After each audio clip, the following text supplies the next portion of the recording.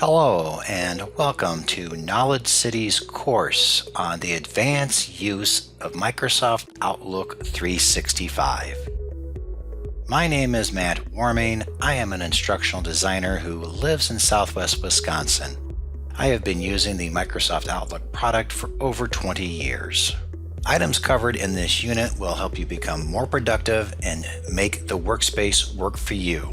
Here's what we will be looking at. We will be looking at customizing your Outlook window space. In specific, we will be adding items to your ribbon that are not there now, but perhaps you would like to have them there to help you become more productive. We're also going to look at some other of the tab functions that we have not covered yet so far. As stated, Outlook allows you to do one task many different ways. Underneath some of these hidden tabs, you'll find other ways of doing perhaps the same thing. We're going to look at mail management and organization of your incoming email messages. We talked a little bit about this in prior units.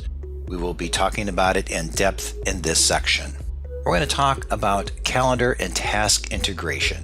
We talked about this a little bit as well before in the past, but we're going to work with tasks and how they integrate into your calendar and how you can make them work together. We're going to talk about your Microsoft subscription and how that relates to your Outlook product. As mentioned, Outlook is a subscription-based option. It allows you to work with the Microsoft products both online in a web format as well as within the client.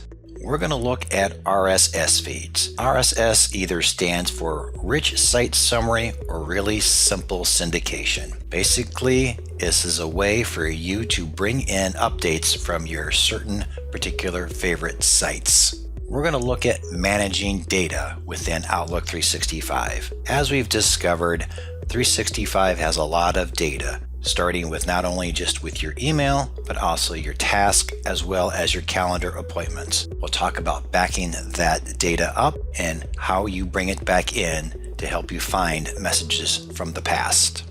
With that in mind, let us begin with some of Outlook 365's advanced functions.